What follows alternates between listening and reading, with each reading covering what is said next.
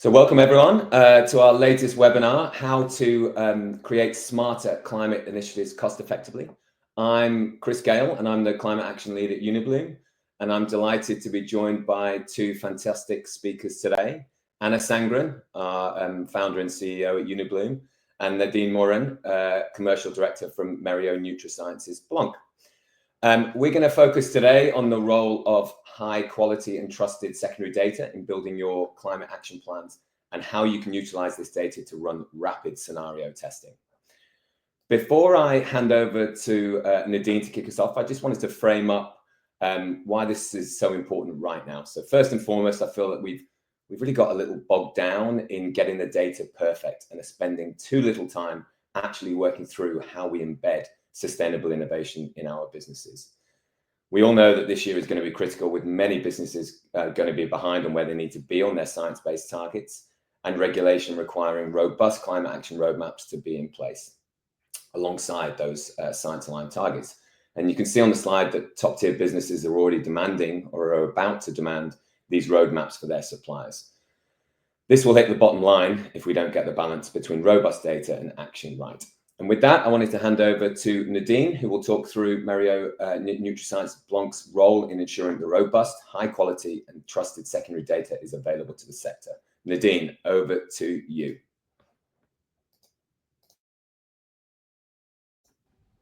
Thanks, Chris, and Anna, for the invitation to join this call today. So my name is Nadine Morin. I'm commercial director of Mérieux NutriSciences Blonk. Blonk being an international leader in food system sustainability. And we have started our work in 1999. Next slide, Chris, please. In 1999, as one of the first pioneers of creating life cycle analysis studies, particularly in the animal sector at that time.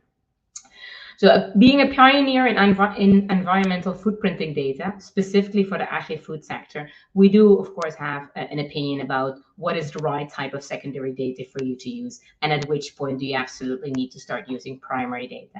And that is partly also why Unibloom has asked us to speak today and why their platform is using our agri-footprint secondary data. So Blonk offers consultancy. We also write methodologies like PEF-CRs, and of course, the moment you start talking about footprinting, you also start talking about handling massive amounts of data and software. So all of that comes together in the offerings that we have as Blonk. But today specifically, I want to talk to you about, next slide, please, why there is a need for high quality environmental data. Because as Chris says, it very much currently, it might be that we're all getting a bit too stuck with just doing a huge data crunching activity without really creating any climate impact. And what we currently see is that companies are very focused on just completing those boxes, checking those boxes to get all of their data in. They're just doing the inventory, right? And most of the inventory that they're doing that really lacks granularity and quality. And the challenge ahead is that whereas auditors might now accept massive data downloads where you use secondary data from very different databases, free databases here, free databases there, some paid databases there, in the future, there's going to be a need for more comparable secondary data, and there's going to be a need for more primary data in your supply chain, specifically for your hotspots. So that's currently where we sit at. And for you as a sustainability manager, the key challenge you have is, where do I choose to get primary data collected, and where do I actually say, you know what, secondary data is really also just fine, whilst making sure that the secondary data is as good as possible. Next slide, please. So what is agri-footprint? Agri-footprint was established in 2014, and it's one of the leading databases, secondary data databases for the agri-food sector. And here you see a map of the world, and you see how many data sets per country are actually available in agri-footprint. Now, agri-footprint is not going to give you the emission factor of a pizza tonneau. It's also not going to give you the emission factor of a Big Mac. It is going to give you secondary data which is comparable, consistent, and compliant, so that you can start making your climate action plans. So agri-footprint covers agricultural commodities, which are, if you are working in agri-food, one of your key hotspot areas. It's also covering processing, and it's offering market mixes, right? So example of a market mix is, in the Netherlands, we process quite a lot of soybean meal, but actually we don't produce a lot of it. So a market mix is looking at that combination between production and processing capacity and export in a certain country. Next slide, please. So how have we made agri-footprint? And I think many of you have heard the name agri-footprint around. So we have been looking at, first of all, generating data on activity data. So first of all, you want to look at key databases, statistical databases like FAO Stat, like how much corn is actually being produced in the USA, for example. Then you're going to look at industry data. You're going to look at what are actually averages crop yields in those countries, what are averages pesticide uses. And you're going to look at scientific publications for that. And you're going to put all of that in an LCA framework, like the ISO 14040 or the ISO 14044, which talks about how should you do life cycle assessment adequately. And once you have that activity data, then you're going to look at background data, right? If you want to calculate the emission factor of a certain crop, you need to know how much on average is that crop going to be irrigated, because that impacts, for example, how much fuel you're going to be using, because somebody needs to ride that tractor. So with a consistent methodology and enabling you to have a comparability between crops and between crop country combinations, agri-footprints delivers over 4,800 data sets with over 63 countries involved. Now, it also covers 3 different allocations, because once we start talking about life cycle analysis and about footprinting, we need to also think about, are we doing this with an economic allocation, or are we doing this with an energy allocation, right? Because if you have one beef, it might deliver dairy product, but it might also deliver a hamburger product. So you need to be very clear on what type of allocation you're going to adapt. And also very importantly, it includes land use change, or LUC, as we all know it, which is a massive part of your footprint if you are an agro-food company. Next slide, please. So giving you a bit more insight into when could you use agri-footprint, right? So you already know that if you're looking for the emission factor of a pizza tonneau, you cannot. But if you're looking to go a bit deeper into your supply chain and to really model what are actually my impacts, because you know a large part of your footprint is actually in the agro-food chain, then the crops that we cover are feed crops, such as maize, wheat, soybean, but also for aquaculture. Crops, so from sunflower seeds to cotton seeds, potatoes. Animal productions, so slaughtered beef, fattened beef, dairy, fish, etc. And related products, such as palm oil. All of those are covered by agri-footprint, and as such are basically the secondary database that is at the foundation of most other tools out there that are helping you to calculate your footprint or to reduce your footprint. Now, specifically, we are going to talk about this webinar also about how do you make a reduction strategy, a climate strategy, not only just to check in a box, but also to meet actually your reduction targets. Now, many of you have signed up for SBTi flag and have committed to reduction targets, and it's relevant for you to realize that there's differences, different requirements in how do you actually report to SBTi on your emissions. That is also why there is a specific agri-footprint flag database that is being used on the Unibloom platform. Yeah, and just as a last slide, just to finalize with that, Chris, I just wanted to show what does it actually mean, right? Because if you want to report for your SBTi flag targets, you need to make sure that every single emission factor that you're reporting is also having a split in how much of that total environmental impact is related to the change of land use. So it used to be a forest, now we're growing corn. How much of it is related to land use management, and a separate reporting on carbon removals and carbon storage. So you can never discount that, but it needs to be separately reported.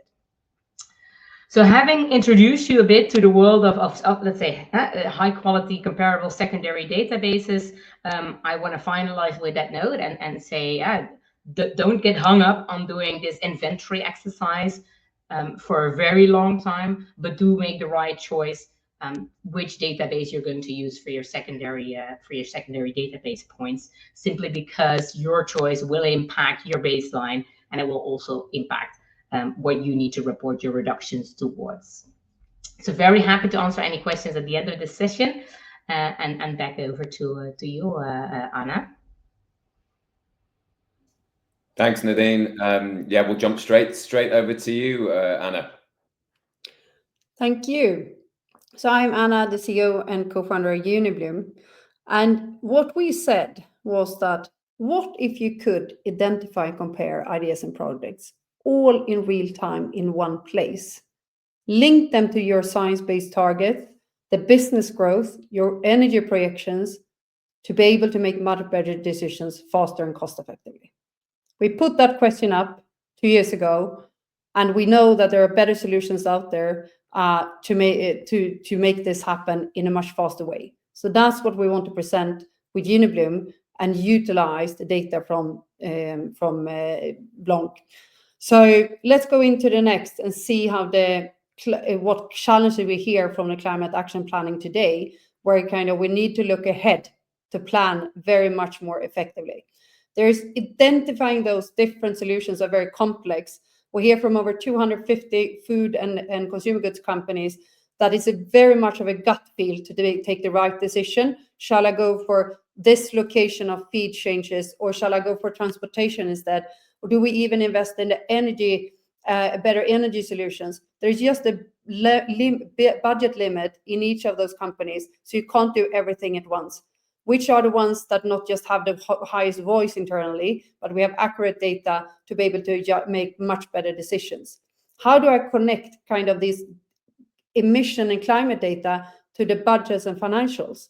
That's hard. How do I explain those kind of interventions and solutions to my internal stakeholders before I go to my suppliers and ask just for more data?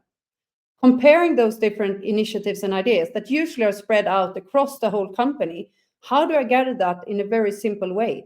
That's really time consuming today, or not even gathered in one place. What we have seen is spread out in hundreds of spreadsheets, PowerPoints, and emails, and that's not the way to take better decisions.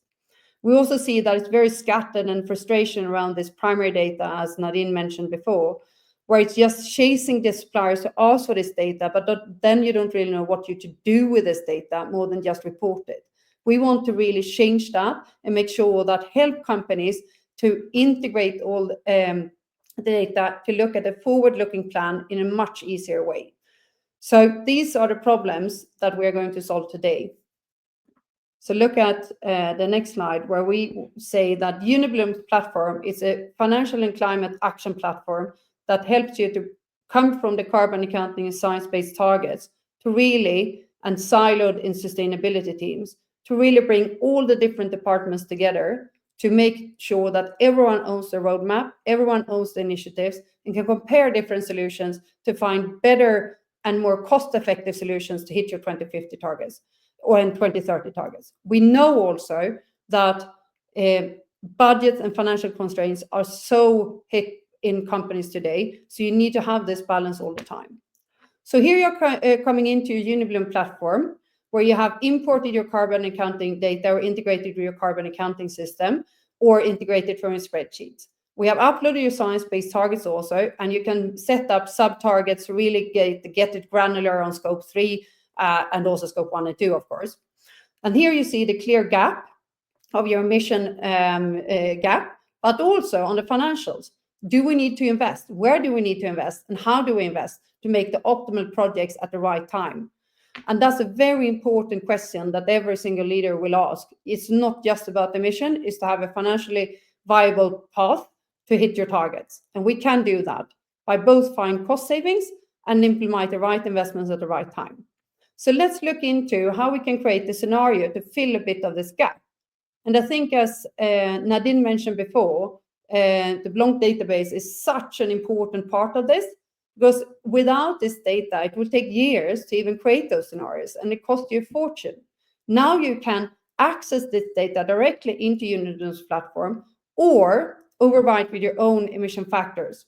The beauty of this is also that we have built on to cost data and nutrition data. So that's also part of the database that we have integrated all the gaps there to help you to model out from both emission and climate perspective and financial perspective, how we can make better choices.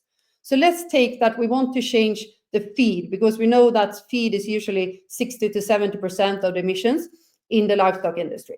First of all, you need to get your baseline in place. Either you have it, so we just integrate that into the system, or we help you to build it with the secondary data that we have available from the Blonk. So that's kind of the comparison. We can also use a blend of both secondary and primary data, and both you get the proportions, you get the emissions, and you get the cost of this, like business as usual. So this is what we want to change after today. So say like the chicken feed at Tampa Farm, we want to change that. We got a few different ideas. We have gathered those from different departments. The first one could be the feed mix with seaweed protein additive, and you find those different strategies in the platform to give you advice where to go and how to get there. Second one would be, we can see 3 different solutions here to integrate agricultural byproduct feed, or the third one would be feed mix with 50% organic ratio. In this, I'm not going into all the details here. We have modeled out those through a wizard, so you can kind of set up your own strategy and boundaries, what you want to change if you have some ideas, or we can guide you on that journey. Based upon that, you have all the details. So if you open up, for example, the feed mix with seaweed protein additive, we can go into the details to be very confident about the data, and show, kind of get the input from all other teams also, if there is missing gaps. So if you scroll down a bit, Chris, there, so you can see that you have all the data in place, and if you have gaps, then we fill it with the secondary data, as Nadine just mentioned. So then you have like a much more solid scenario, which means that you have 3 different ideas that you're created in probably 15 minutes first. Then you can invite your collaborative innovation team, procurement team, or financials to say, do we, shall we iterate on something or change something here, to look at those 3 different ideas in one view to evaluate what's the optimal one. We want them in the green space there on the bottom left, where we have both the lowest emission and lowest cost. And that's where you say that actually we don't have any cost constraints this time, but we have emission, like the cost constraints. So that's why we can take the one that might cost a bit more, but really lowering our emission. Usually a business has some cost constraints, and then you know that we start with one idea here. We might take the second idea in 2 years' time. You also might want to pilot a few things first, and then you can track those successes and go back and look, what do we want to iterate? So here you can say compare the alternatives in between each other, both from a cost perspective and emission perspective. It's also available from a nutrition perspective. We're not showing that today here, but you can also see all of these ideas, how they all ladder up to your full climate action plan, and which are the ones that are best from emission reduction perspective to 2030. Then you want to bring those back to your climate action plan, which is here you, first of all, you can see that you don't just have these 3 ideas, but you probably have 20 ideas that some from your CEO that might come from, he's been on a big, or she has been on a big conference, or learned something new, or from your suppliers, or from your innovation team, the ones that really are on the ground to say, actually, I have an idea, but how can I really quickly model that out and compare that both from emission, cost, and nutrition perspective. Then we just pack them in here and compare them as you saw on the previous slide. The beauty here now is that you have a climate action plan with a key gap. You see that on the red to go to your 2030 targets. On that note, you need to fill that gap because you have committed to your science-based target, you have some new regulations, and you have your journalists and your consumers who want to see you to act. We know that we need to go towards the 50% reduction to really make a difference and not de-risk our business. Because if we don't change, this will cost companies billions, because we have to, at a certain point, source from a different place, because it might be a drought or it might be a fire. So these are things that you need to look ahead and plan ahead of. And this is a very clear example how you can see how all these different projects ladder up to your full climate action plan. In one view, get all your team members to really have one view, what needs to happen, what happens if we don't take any decisions. So this is a bit about how we utilize secondary data, and you have these scenarios in minutes and can really utilize how first you integrate and digitize your climate transition plan in one place and connect that potentially with your carbon accounting system or your spreadsheets. Then you have it all in one place, who everyone across the business can collaborate together. Secondly, you have your scenarios.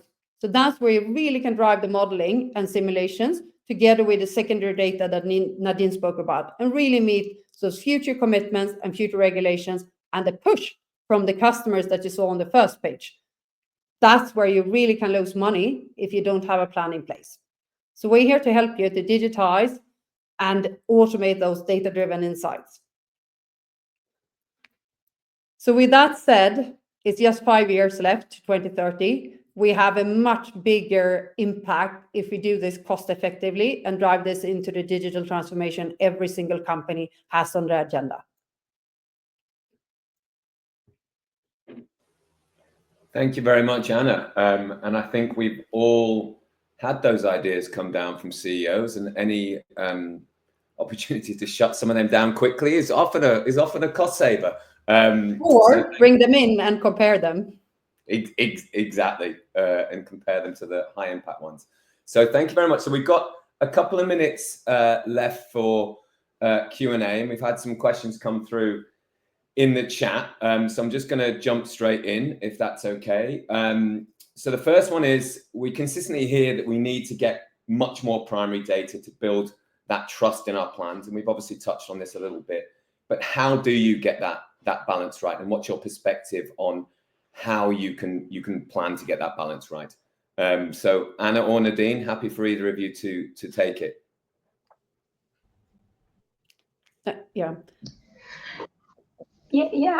I think, I'm happy to take this question, Chris. I think this is the $1 million question, right? So this is what everybody basically struggles with. But what we see in practice in the past 15 years working as Blonk with leading companies in the agro-food sector is that you focus for your primary data collection, you focus on that part of your supply chain where you have a grip on, where you know that through commercial agreements, you are able to either alone or with others in your sector to drive a change. And you take a proactive position in that. And that's for those areas, you try to gather primary data. So if you are, for example, a meat processor, then it's very unlikely that you will have a grip over what the animals in your supply chain are eating. That's very unlikely, unless your name is McDonald's.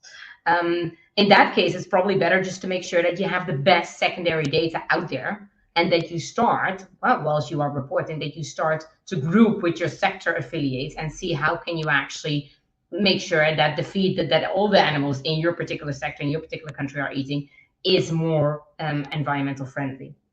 If, however, you are, for example, a slaughterhouse, then my humble opinion is that you should actually take up the responsibility and speak with your farmers and investigate in what are they feeding their animals. So that's where you then, from my point of view, where you should really get supply chain specific and primary data. But I think all climate action plans begin with getting the best secondary data and just making a baseline of where do you currently stand, and then beginning to understand what is material and what can you influence. And in those aspects, then you're going to do primary data collection with. And I think that's where I wanted to highlight. Thank you, Nadine. Starting out, because a forecast is a forecast and a plan is a plan ahead. And that's where you need the secondary data to at least have a view first as your own business, where you want to go, before you bother downstream to just ask about the data. So I think that's important, because this is a time-consuming exercise. And if you don't know as your own business where you want to go, then you might ask also the wrong questions on the data that from the primary data. So I think that's why it's really kind of that step in between, and also having that fulfilled with the secondary data. If you don't have the secondary, is such an important step. It's like you're doing your forecast planning and innovation roadmap. What is possible, and how can we, find different solutions? That's where kind of the secondary data plays such an important role to be able to do that much faster internally and build your capabilities internally before you go out to suppliers and new suppliers to ask about this. Super. Well, thank you. Then you refine it. I would say the whole thing is that you refine it, because then you know what you want to ask about, and then you can ask about the primary data, and then you probably can refine the case and validate, which is kind of, you know, both better suppliers, better solutions. Helpful. Thank you, Anna. So we've got another one in the chat, which is from David, which I think is for you specifically, Anna, which says, very impressive solution. What is the feedback from large business? Do they understand the product? Are they willing to pay for it? What's your success rate? Yeah, they are willing to pay. Hi, David. Nice to see you again. Yes, they're willing to pay for it. We have customers both in Sweden called Standard. We have Unox, which is in Netherlands, owned by Unilever. And we have another client in US called Good Pop. So all in the food sector, as you see, they pay for a fee that's kind of recurring, because they want to come back to kind of, you know, iterate on the climate plan, add on more projects, test out ideas. So that's where they're willing for it. And they really see the companies have set up the science-based targets, have done their carbon accounting. That's where they start getting stuck. That's where they see this is not the cost-effective then way to start building out our plans in a PowerPoint and spreadsheets. That's where they're like, we can't get everyone on board across the company to own this plan together if we don't do it more digitized and integrated way. So that's where we see these ones on the forefronters. They really get it, and they, you know, really have a hard time with the current way of doing it. Helpful. Thank you, Anna. And then, so this is going to be the final question, because we're rapidly running out of time, but and it's for both of you, actually. So you obviously both speak to lots of businesses, and this is a big question, a broad question, but what are you hearing from the sector right now? Because I think we hear a lot around, you know, geopolitical changes and the impact that's going to have on sustainability. Don't necessarily want you to both touch on that, because we might be here for a while. But what are you hearing from the sector? What are the big challenges that people are facing right now? In 60 seconds, if possible. Sorry. I see that making the right decisions at the right point and having that data to validate which are the right things to do is really hard. And they don't have really standardized way to kind of calculate those projects, making it happen in an accessible way. So all the data is very scattered. There's big gaps on that. That's really hard. And also bringing the financial case together with the climate case is one of the harder things. So bringing those two together is one of the challenges, to get that into the boardroom and leadership team to make better decisions together for future. Nice. That might have been 50 seconds. Well done, Anna. Over to you, Nadine. I think the key challenge is passivity, right? So not doing anything is currently the key challenge, because companies are just feeling overwhelmed. I think that there's no better time to act than now. And I always encourage companies to really also take this responsibility and to not hide behind the, oh, but I don't know the data, or I don't have the data, or somebody else will need to sort it. Yeah, I think there's few parts of your business that if you felt overwhelmed, you would end up doing nothing. You would always do something, right? And whereas this is the challenge always in this space. So thank you, both of you. We're exactly at time. I just wanted to say a big thank you for everyone that's joined. And please do get in touch with us if you want to have a chat, if you want to have a follow-up. Our details are there. We'll also follow up in the comments with links into the Mérieux NutriSciences Blonk team as well. So thank you very much for coming, and look forward to the next one. And thanks, Anna. Thanks, Nadine, for your inputs today. Thank you. Bye. Thank you. Bye. Bye.